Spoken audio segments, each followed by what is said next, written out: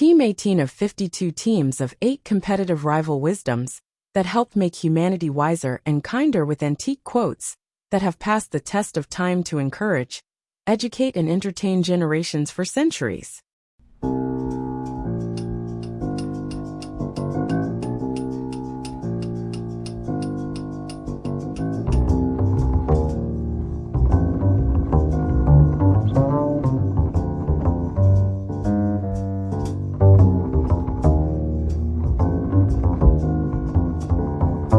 Team quote 18.1.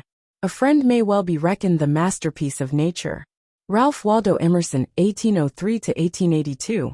This beautiful observation from Emerson elevates friendship to the highest level of natural achievement. As a transcendentalist who deeply studied both nature and human relationships, his characterization of friendship as nature's masterpiece carries particular weight. What makes this insight especially profound is how it suggests that in all of nature's creations, from mountains to stars to complex ecosystems, the bond of true friendship might be the most remarkable achievement. It's not just a social construct or convenient arrangement, but rather the pinnacle of natural development. I find it fascinating how this perspective aligns with modern understandings of human evolution and psychology. The capacity for deep, lasting friendships, requiring trust, empathy, loyalty, and mutual understanding, represents an incredibly sophisticated development in human consciousness and social behavior. The use of masterpiece is particularly telling. Just as an artist's masterpiece represents their highest achievement, Emerson suggests that friendship represents nature's most refined and complex creation. It's not just about survival or reproduction, but about a deeper form of connection that enriches human existence.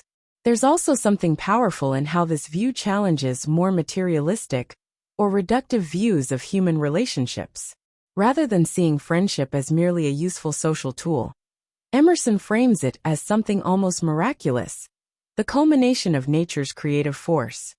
Team quote 18.2. Among mortals, second thoughts are wisest. Euripides, 480 BC, 406 BC. This astute observation from Euripides speaks to the value of reflection and reconsideration in human judgment. As a great tragedian who often explored the consequences of hasty decisions in his plays, he understood how first impulses could lead to disaster. What makes this insight particularly powerful is its acknowledgement of human fallibility.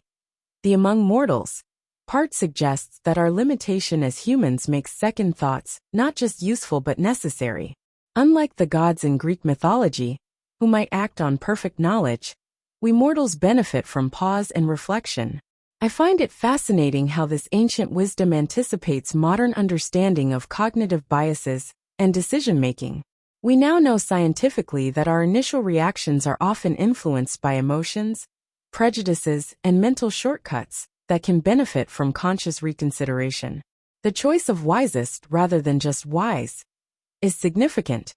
It suggests that second thoughts aren't just an alternative to first impressions, but actually represent our best possible thinking. It's through this process of reconsideration that we can achieve our highest form of wisdom. This principle seems especially relevant today when technology often pushes us toward instant reactions and immediate responses. Do you find it challenging to make space for second thoughts in our fast-paced world? Team quote 18.3. Ability is nothing without opportunity. Napoleon Bonaparte, 1769–1821. This observation from Napoleon carries particular weight, given his own meteoric rise from relatively modest origins to becoming Emperor of France. It's a clear-eyed recognition that talent alone isn't enough. It needs the right circumstances to flourish.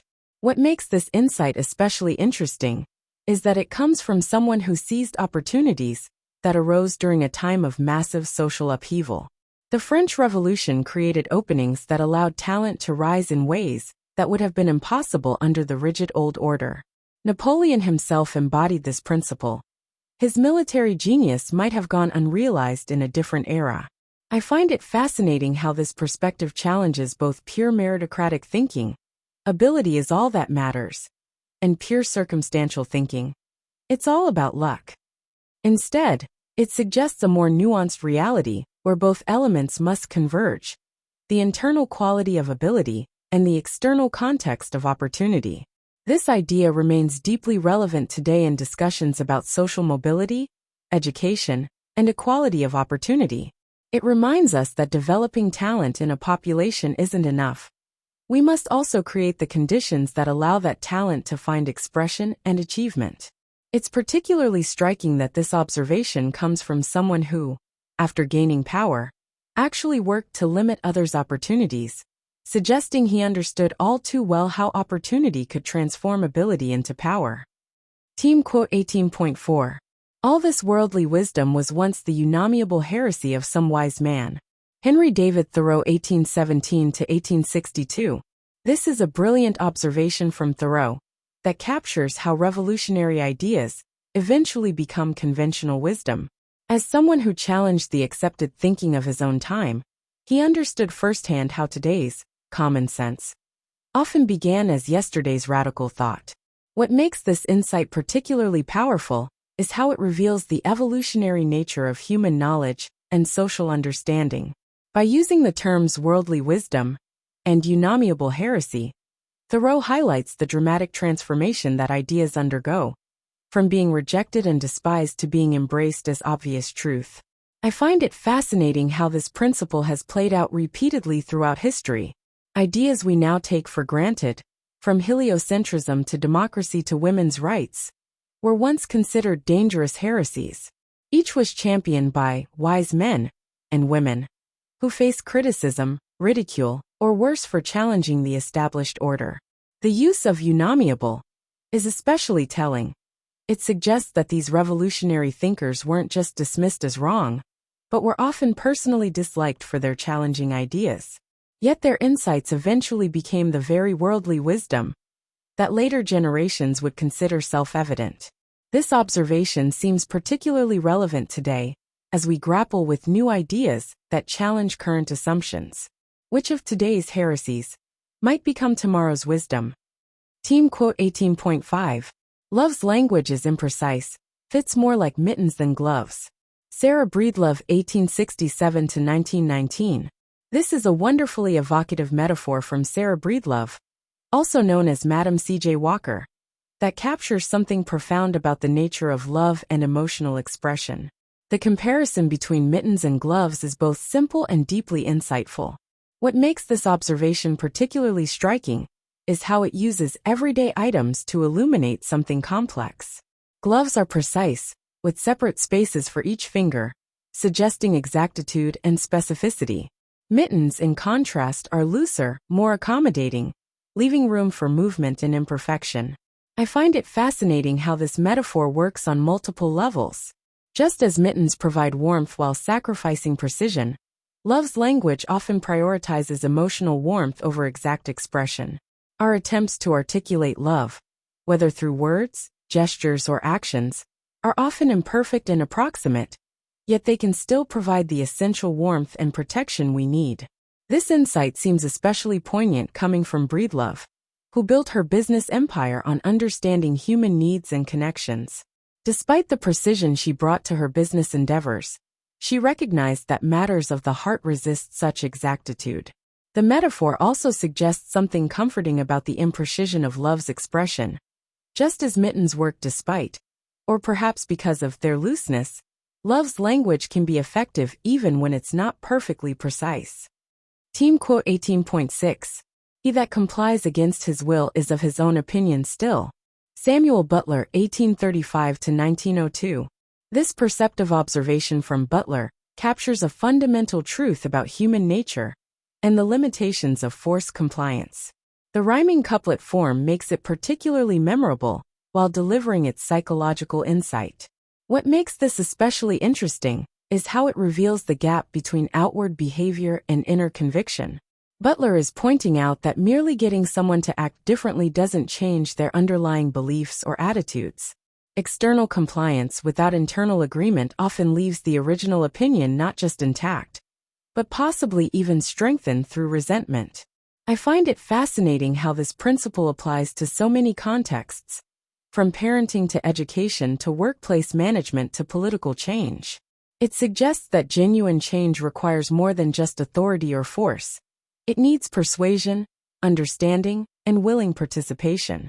The insight seems particularly relevant to modern discussions about how to effect meaningful change in organizations and societies. It reminds us that top-down mandates, while perhaps achieving short-term compliance, may fail to create lasting change if they don't address underlying beliefs and motivations. This understanding has profound implications for leadership and influence, suggesting that the path to real change often lies not in compelling behavior, but in engaging with and possibly shifting the underlying opinions that drive it. Team quote 18.7. Philosophy is common sense with big words. James Madison 1751–1836. This witty observation from Madison, one of America's most intellectual founding fathers, carries a delightful irony. As someone well-versed in philosophical works, and who applied philosophical principles to the design of American government, he's gently poking fun at philosophy's tendency toward complexity. What makes this insight particularly interesting is how it both critiques and validates philosophy simultaneously. By linking it to common sense, Madison suggests that philosophical truths aren't as esoteric as they might appear. They're often intuitive understandings dressed up in sophisticated language. Yet by making this connection, he's also suggesting that common sense has a philosophical depth to it. I find it fascinating how this perspective challenges both the ivory tower view of philosophy as something entirely separate from everyday thinking, and the dismissive view that philosophy is merely abstract speculation. Instead, it suggests that philosophy is essentially the systematic exploration and articulation of practical wisdom. This seems especially relevant today, when academic language and jargon often create barriers to understanding important ideas. Madison's quip reminds us that beneath complex terminology often lie straightforward insights about human nature and the world. Though perhaps he's using a bit of common sense to critique the very intellectual traditions he himself studied and applied. Team quote 18.8. Commerce changes the fate and genius of nations. Thomas Gray 1716–1771. This insightful observation from Gray captures how economic relationships fundamentally shape societies. As someone writing during Britain's emergence as a global trading power, he witnessed firsthand how commerce could transform not just the wealth, but the very character and capabilities of nations. What makes this particularly interesting is his use of both fate and genius, suggesting that trade influences not just a nation's destiny, but its essential character and capabilities. Commerce doesn't just change what nations have, but what they become. I find it fascinating how this principle has played out throughout history. Trade routes have spread not just goods but ideas, technologies, and cultural practices. The Silk Road didn't just exchange silk and spices, but transformed art, religion, and scientific knowledge across continents. Similarly, maritime trade didn't just build wealth, but reshaped the ambitions, skills, and innovations of trading nations. This insight seems remarkably prescient for our globalized era. Modern international commerce continues to reshape national identities, capabilities, and destinies, from the rise of trading nations like Singapore to the way digital commerce is transforming traditional economies.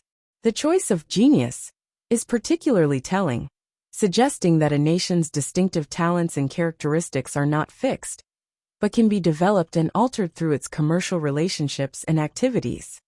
And if you'd like to help raise school test scores and self-confidence, you can give your kids free Easy Extra Advantage math, spelling, and reading workbooks you can download for free at stop2think.com or buy at educationstopshate.com.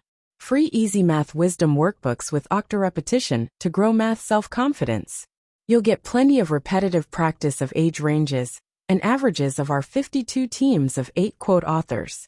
Free Easy Alpha cipher-coded puzzles teach letters, numbers, and phrases using antique wisdoms that encourage and educate. Can you decode this cipher quote of encouragement using either our Learning to Spell or just for fun instructions? And since time is money, practice reading faster with 52 teams of antique rival wisdoms that have passed the test of time to encourage, educate, and entertain generations for centuries. We offer printed versions and timed videos with background music. Sign up for free weekly emails of 52 teams of antique rival wisdom workbooks with easy math, spelling, and reading practice. And if you'd like to get paid for sharing our wearable wisdoms, keep this in mind. Everyone I know wears a shirt, and most of us change them daily, so change your shirt and change the world.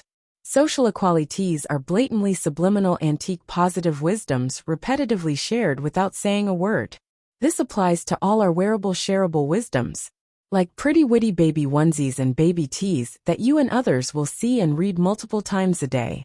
The same is true with pretty witty kids, but they'll also share these wisdoms with anyone that can read at daycare or school. Youthful truths let your kids gain confidence, sharing antique wisdoms with their friends. Imagine them sharing words of wisdom with classmates and teachers. Therefore I think tees I wear is a super easy way to share words of wisdom that have passed the test of time. Our social equalities help make us all wiser and kinder with blatantly subliminal messages, promoting a more fair and equal opportunity society for all. And don't forget our giftwisdoms.com for birthdays and holidays that makes it easy to share the wisdom with clothing, coffee mugs, and magnets. So do the future a favor by encouraging, educating, and entertaining with words of wisdom that have passed the test of time to make us all wiser and kinder. With wearable wisdoms to fit babies, kids, and adults, you can clothe a whole family, city, or state. Join the 52 of 8 today at 52of8.com.